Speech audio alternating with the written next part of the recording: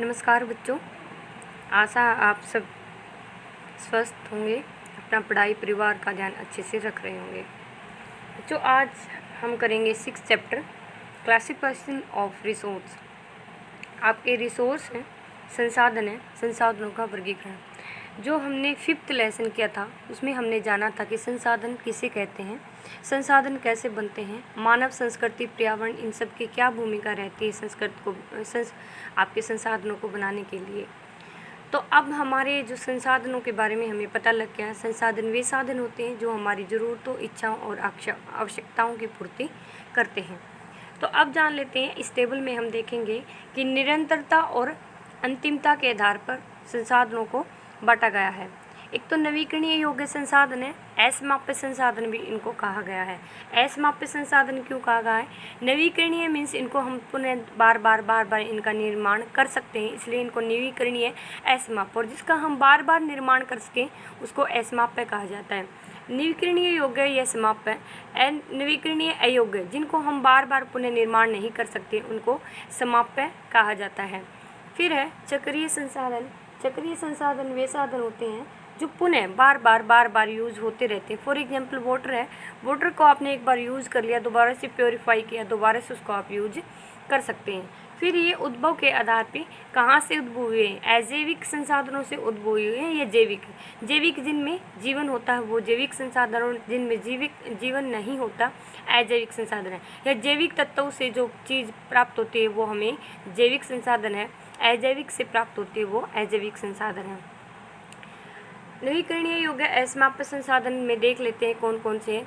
नवीकरणीय अयोग्य समाप्य संसाधन कौन से, और चक्रीय संसाधन ये हैं उपयोग के आधार पे, जिनको हम दोबारा बना सकते हैं, दोबारा नहीं बना सकते, और जिसको बार बार यूज़ कर सकते हैं। उद्योगों के आधार पे कार्बनिक, अकार्बनिक, और उद्देश्य के आधार पर खाद्य पदार्थ हो गए आपके पशुओं से, वनस्पति से, खनिज से अलग अलग मिलते हैं। अब है आपका ऊर्जा। ऊर्जा में कुछ संसाधन ऐसे होते हैं जो समाप्य होते हैं, कुछ ऐसे होते हैं असमाप्य होते हैं। आपका लकड़ी, कोयला, पेट्रोलियम, प्राकृतिक गैस, अधिक आणविक खनिज, ये हो गए असमाप्य संसाधन जिनको बार बार आप यूज़ कर सकते हैं। पवन, आपने एक बार यहाँ विंड से, जो पवन से, पवन चक्की से यहाँ पे इलेक्ट्रिसिटी बनाई, ऐसा नहीं है कि वो पवन दूसरी जगह टरबाइन को नहीं घुमाएगी, विंड मिल को नहीं घुमाएगी। पानी से एक बार आपने इलेक्ट्रिसिटी बना ली, दोबारा से आप उसको ऊंचाई से गिराओगे तो भी वो इलेक्ट्रिसिटी, हाइड्रो इलेक्ट्रिसिटी जनरेट करेगा। टाइडल फोर्स है, बार बार ज्वार भाटे डेली आते रहते हैं। सौर ऊर्जा कभी न समाप्त होने वाला संसाधन है। भूतापीय ऊर्जा, थर्मल एनर्जी, जियोथर्मल एनर्जी भी इसको बोला जाता है, ये भी हम बार बार यूज कर सकते हैं। खाद्य पदार्थ, खनिज हो गए, वनस्पति हो गए, पशु हो गए, जंगली फल, कंद, मूल, पत्तियाँ आदि। कृषि कौन से हैं जो हमें कृषि से मिलते हैं? ये जैविक संसाधन में गन्ना, चुकंदर, पेय पदार्थ। और आपको जैविक संसाधनों से कौन से मिलते हैं भाई? उसके बाद है आपका मांस, दूध, अंडा, शहद, जितने भी ये उद्देश्य के आधार पे। खनिज कौन से? लोहा मिश्रित धातु होगी, जितनी भी होगी, तांबा, जिंक आदि। उसके बाद उर्वरक हो गए, नमक, चूना, पत्थर, ये सभी। प्राकृतिक, जो प्रकृति से हमें मिल रहे हैं, गोंद, रेजिन, रबड़, तेल, बीज, छाले, कॉक। कृषि, जो हम कृषि करके, जैसे रबड़ के पेड़ लगाए जाते हैं, तिलहन के लिए लगाए जाते हैं, गन्ना को भी लगाया जाता है खेतों में। जंगलों से जो हमें मिलता है, समूर के सींग, हाथी के दांत, तेल, चर्बी, खाद इत्यादि हैं। अब डिटेल में करते हैं इसको। सबसे पहला है हमने उद्देश्य और उपयोगिता के आधार पर ऊर्जा संसाधन, कच्चे खाद्य पदार्थ। उसके बाद है आपका उपयोग की निरंतरता के आधार पे। सबसे पहले हम जान लेते हैं नवीकरणीय जो संसाधन है।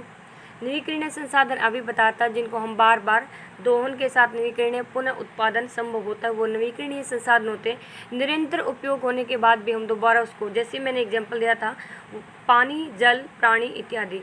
सौर ऊर्जा कभी न खत्म होने वाली है, अक्षय स्रोत है, श्रम स्रोत है, अनलिमिटेड है हमारे पास। जीवाश्म ईंधन को समाप्त होने से बचा सकते हैं हम इससे, क्योंकि कोयला, पेट्रोल एक बार यूज़ कर लिया तो उसको हम दोबारा से इस्तेमाल नहीं ला सकते, वो समाप्य संसाधन होता है। लेकिन आगे फर्दर पीढ़ियों को बचाने के लिए हमें असमाप्य संसाधनों की तरफ काफ़ी ध्यान देना चाहिए। विंड के बारे में भी मैंने बताया था कि विंड एक बार अगर कहीं पे अपनी टरबाइन, वो विंड मिल चला देती तो ऐसा नहीं है, वो दूसरी दिशाओं में नहीं चलाएगी, हर दिशा में जहाँ भी जाएगी वो अपना काम करेगी। सेम हेयर, पानी भी एक चक्रीय संसाधन भी है और असमाप्य संसाधन है। वनस्पति से हमें बहुत सारी ईंधन, लकड़ी, भोजन, जड़ी बूटियाँ अप्रत्यक्ष रूप से जलवायु को भी प्रभावित करती है, हमें ऑक्सीजन ज़्यादा देती है, बाढ़ को रोकती है, क्योंकि जो आपकी मिट्टी होती है उसको क्या करके रखती है, उसकी मिट्टी को बांधे रखती हैं जड़ें, तो वहाँ पे आपका अपरदन नहीं होने देती, इसलिए बाढ़ भी नहीं आने देती अगर मिट्टी नहीं कटेगी। तो नवीकरणीय योग्य संसाधन, तो जो हमारी जो जंगल हैं इनकी अंधाधुंध कटाई होने की वजह से हमारे इस पे असर पड़ा है। उसके बाद है आपका मृदा। मृदा से हमें प्राणियों के लिए भोजन, जैवमंडल में पाए जाने वाले सभी संसाधनों को मृदा महत्वपूर्ण है, क्योंकि बहुत सारे संसाधन हमारी मृदा से ही पोषित होते हैं। उसके बाद कृषि उपजों से भी बहुत सारी हमें ये फसलें प्राप्त होती हैं, खाने की चीज़ें प्राप्त होती हैं। मनुष्य जो है बुद्धि विभव का भंडार होने के कारण अपने महान संसाधन नहीं बल्कि प्रकृति और संस्कृति के सहयोग से, जैसे हमने पिछले लेसन में पढ़ा था, संसाधनों का निर्माण करता है।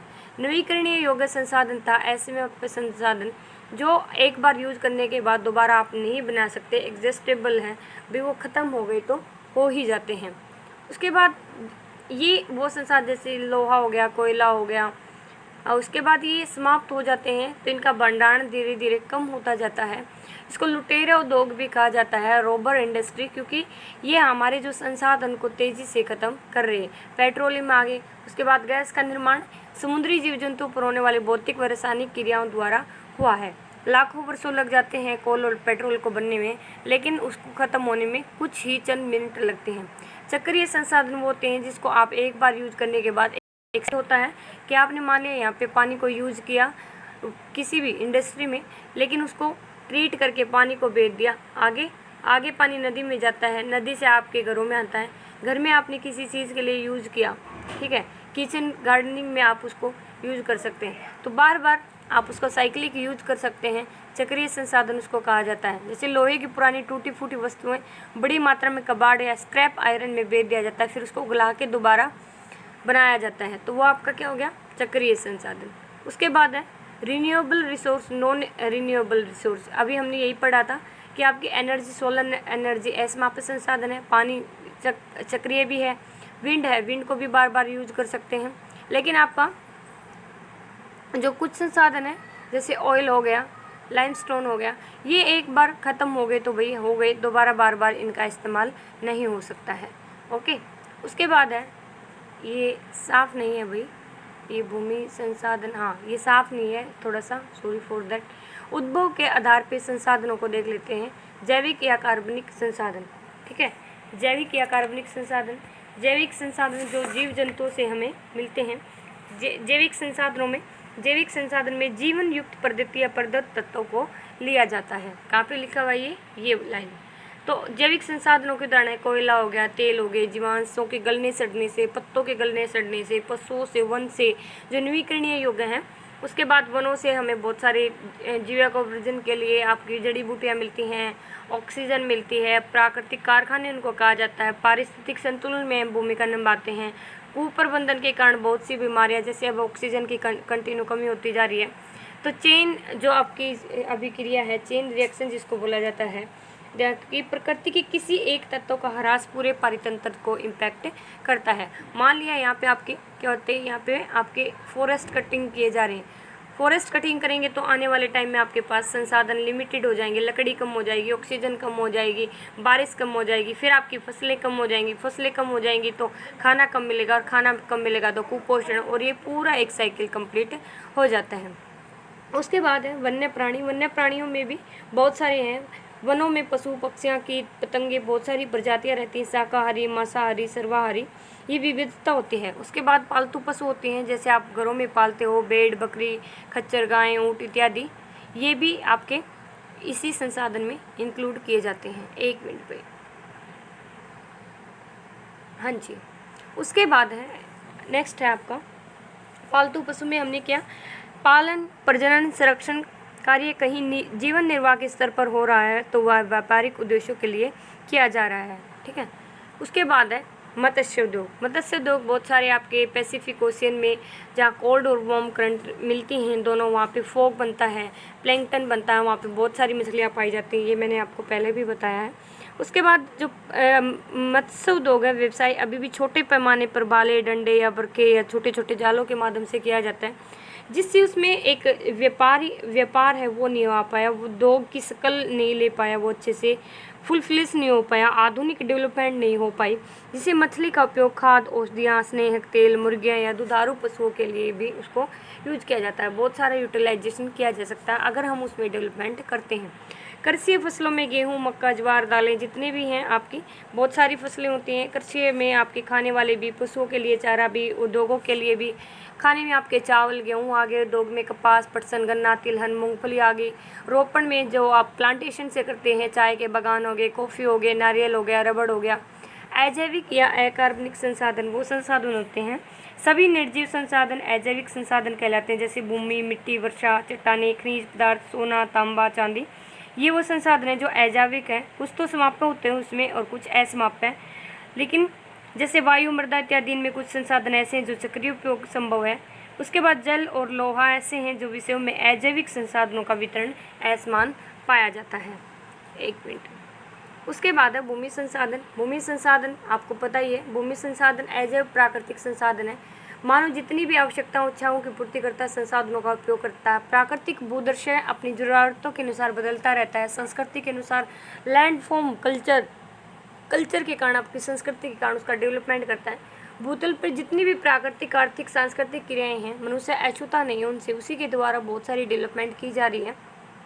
विभिन्न प्रकार के उपभोक्ता उत्पादक की भूमिका निभाता है। बीज बोता है, फल आते हैं, बहुत पीढ़ियों तक उसका जो एक डेवलपमेंट है आगे पीढ़ियों तक उसका असर मिलता है। इसीलिए कहा जाता है कि फल आने वाली पीढ़ियाँ भी चखती हैं। भू आकृतियाँ, पर्वत, पठार, मैदान हैं, वो 3 भू आकृतियों में बांटा गया है। जैसे पर्वत का संबंध हो गया जलवायु, तो जो हमारे पर्वतीय क्षेत्रों का विश्व में केवल 1% जनसंख्या निवास करती है, बहुत कम है ये। भूदृश्य की 26% पे, तो 25 ऐसे ही है। आवास के लिए अनुकूल स्थान नहीं है। जलवायु का प्रभाव बिल्कुल है, जहाँ पे जलवायु अच्छी मिलेगी। जैसे एस्किमोज हैं, बहुत कम मात्रा में पाए जाते थे। बुशमैन है, बहुत कम मात्रा में पाए गए। क्यों? क्योंकि वहाँ पे हर्श क्लाइमेटिक कंडीशन है। जहाँ भी हर्श क्लाइमेटिक कंडीशन होगी, पानी नहीं होगी, ज़्यादा गर्मी होगी, ज़्यादा ठंडी होगी, वहाँ पे कम पाई जाएगी। उसके बाद भीतरी जो गर्म हवाएं जाने से रोककर विषम नहीं होने देते, एक इम्पोर्टेंट रोल प्ले करते हैं पहाड़। ऊंचाई पे पर्वतों का साधन, वर्षा का साधन होते हैं, रेनफॉल लाने में अहम भूमिका निभाते हैं। शीतल और संघनित और पवन बीमुखी पे ज़्यादा होती है। पवन बीमुखी क्या होता है मैंने पहले भी बताया है। यहाँ से जब पवन समुद्र से उठती है तो यहाँ पे टकरा के उठेगी, ठंडी होएगी और फिर कंडेंसेशन होएगा, फिर यहाँ पे रेनफॉल होगी। जैसे यहाँ जाती है तो उसकी इवेपोरेशन, उसके अंदर वाटर कम रह जाता है, वाटर वेपर्स कम रहते हैं, आर्द्रता कम हो जाती है, जिसकी वजह से जब नीचे बैठती है तो सिंक डाउन होती है और गर्म होती है। यहाँ पे रेनफॉल कम होती है पवन विमुखी पे।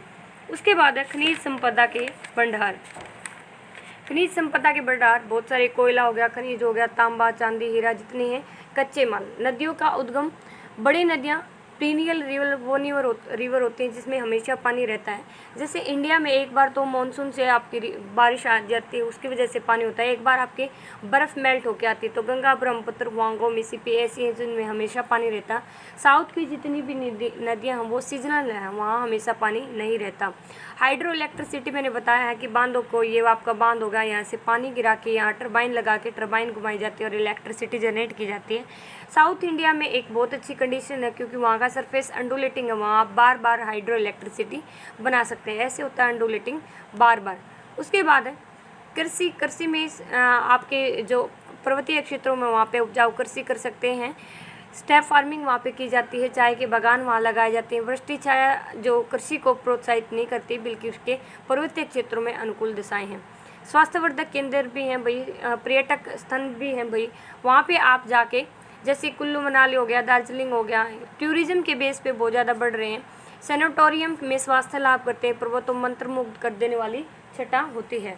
उसके बाद राजनीतिक सीमाओं का निर्धारण, जैसे आप भारत और चाइना को अलग करने के लिए आपका हिमालय है, मध्य एशिया से उसको अलग करता है। फिर भी आपकी एक नेचुरल बाउंड्री बनाने में अहम भूमिका निभाते हैं पहाड़। सुरक्षा कवच भी हैं क्योंकि भाई दुश्मनों से, आक्रमणकारियों से, लुटेरों से हमारी अहम रक्षा करते हैं, उनको क्रॉस करके आना पड़ेगा। ये वाटर, एक मैंने फोटो लिया था कि कैसे पानी एक रिन्यूएबल रिसोर्स है, बार बार उसको यूज़ कर सकते हैं। आपने यहाँ पे किसी काम के लिए पानी को यूज़ किया, उसको दोबारा रीयूज कर लिया तो आपका साइक्लिक रिसोर्स बन गया। मानव पठारों का संबंध, पठार कैसे अहम भूमिका निभाते हैं मानव के लिए। सबसे पहले खनिज संपदा, इंडिया का जो पठार है वो भी छोटा नागपुर का पठार जिसको कहा जाता है, तो बहुत सारे खनिज वहाँ पे पाए जाते हैं। ब्राज़ील का पठार हो गया लोहा के लिए, बोलिविया का पठार हो गया टीन के लिए, पश्चिम ऑस्ट्रेलिया का हो गया हीरो के लिए, चीन का हो गया यूनान पठार टंगस्टन के लिए। तो जितने भी पठार हैं वहाँ पे खनिज बहुत अच्छे पाए जाते हैं। जलवायु में भी एक अहम भूमिका निभाते हैं। वहाँ शीतल जलवायु होती है नॉर्मल प्लेन एरिया के बजाय। परिवर्तन मंडल भी उसको कहा जाता है क्योंकि ट्रोपोस्फेयर की ऊंचाई में तापमान गिरने लगता है। ब्राज़ील, केन्या और टांगानिका का यहाँ पे कृषि भी द्विमुखी डालों पे की जाती है, द्विमुखी पे शुष्क व अर्धशुष्क होते हैं। तो इनकी जलवायु ठंडी, मिट्टी कम गहरी और पथरीली होती है, जहाँ पे सिंचाई या कुओं के द्वारा नहर खोदना भी कठिन होता है, विकास के लिए अनुकूल नहीं होती। तो भारत की दक्षिण काली मिट्टी का प्रदेश हो गया, जहाँ कपास और गन्ने की खेती बहुत अच्छे से की जाती है। पशुचारण भी वहाँ पे किया जा सकता है, व्यवसाय विकसित हो सकता है। अर्जेंटीना और पेंटागोनिया इसके एग्जाम्पल हैं। प्रेरी, पंपास और वेल्ट के बारे में हमने पढ़ा था। घास की प्रचुरता के कारण प्रचुर मिट्टी होती है। उसके बाद है जल विद्युत उत्पादन में भी वाटरफॉल होते हैं, उबड़ खाबड़ होती है जो है, जैसे साउथ इंडिया में जब ऊपर से पानी गिरता है तो टरबाइन से आपकी इलेक्ट्रिसिटी बनाई जा सकती है। कटे फुटे आसमान रतल के कारण वहाँ पे वैसे प्रीवेंट डेवलप करना आसान नहीं होता, लेकिन ब्राज़ील का पठार और बोलिविया का पठार खनिज संपदा से धनी होने के कारण प्रीवेंट वहाँ पे बनाया गया है ताकि उससे आसानी हो सके। जनसंख्या का है कि प्रतिकूल दशाएं के कारण पठारों का जनसंख्या का सांद्रण कम पाया जाता है। पिछड़ी जातियां कबीले निवास करते हैं। तकनीकी शिक्षा व अभाव कारण मैदानों का संबंध है। ओके, उसके बाद है भाई, ये आपका आज मैं यहीं तक कंप्लीट करवाती हूँ, कोई नहीं, चलो एक ही पेज उसके बाद करते हैं। उसके बाद है कृषि। कृषि कैसे आपकी लंबा वर्धन काल, उपजाऊ गहरी मिट्टी अहम भूमिका निभाती है। परिवहन के लिए भी, आवास की सुविधा के लिए भी इम्पोर्टेंट है। आवास वहाँ पे बेहतर सुविधाएं होती हैं, खाद्यान्न होते हैं, जल परिवहन होते हैं।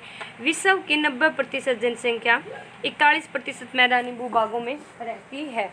उसके बाद है भाई उद्योग धंधे। मैदान उद्योग धंधों के लिए अहम भूमिका आर्थिक क्रियाएं होगी, सबसे अनुकूल होती हैं कृषि प्राप्त कच्चा माल, घनी जनसंख्या, मजदूर खपत, जितने भी हैं आपका जो मैदान है वो सबसे अच्छे माने जाते हैं पठार और जो हिली एरिया उसके कंपैरिजन में। नगरीकरण भी आसान होता है, ज़्यादा नगर मैदानों में ही बसे हुए हैं। जितनी भी सभ्यताएं हैं वो प्लेन मैदानों में, जलाफ्रात की हो गई भाई, हड़प्पा हो गई भाई, मेसोपोटामिया की होगी, आर्य सभ्यता होगी, असीरी सुमेरी सभ्यता होगी। ये जितनी भी सभ्यताएं हैं पानी के पास और आपके प्लेन एरिया में ही आई हैं। Renewable resource, non renewable resource का मैं यहाँ फ़ोटो डाला था लेकिन ये क्लियर नहीं है। उसके बाद है महत्व। समस्त वनस्पतियाँ जितनी पशु मानव जीव जितना भी है, जल का सबसे अहम भूमिका है।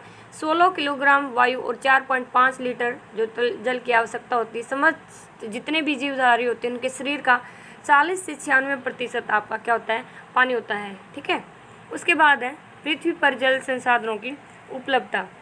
भाई हमारे पास विश्व में कुल जल संसाधन 146 घन करोड़ किलोमीटर महासागर धरती पर विपरीत है, लेकिन महासागरों का जो जल होता है वो हमारे लिए सारा यूजेबल नहीं है, लेकिन महासागरों से हमें बहुत सारे रिसोर्स ज़रूर प्राप्त होते हैं, तो इसलिए वो इम्पोर्टेंट हो जाता है। 3/4 भाग हमारे यहाँ पे 71% पे लगभग क्या है आपके महासागर हैं। उसके बाद है संपूर्ण पृथ्वी का 97% जल महासागरों द्वारा, 2.4 शुद्ध जल है, 2.5 जल।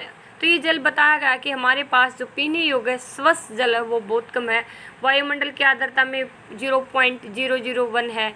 उसके बाद मृदा में 0.001 है। 0.82 नदी और झीलों में है। तो हमारे पास जो स्वच्छ जल है, पीने योग्य जल है, वो बहुत ही कम मात्रा में। एनसीईआरटी की एक बुक में दिखाया हुआ है कि भाई आपके पास 10 चम्मच पानी है तो 8 चम्मच उसमें से रिसोर्स है जो रह जाता है। ओशियन का 2 है, 2 में से पॉइंट आपके पास कितना बचता है। दैनिक जीवन के जल विशिष्ट उपयोग, आप सिंचाई के लिए यूज करते हो, सिंचाई पर निर्भर करती है आपकी खेती। कुल पानी का 70% से 80% भाग आपका खेती में यूज हो जाता है।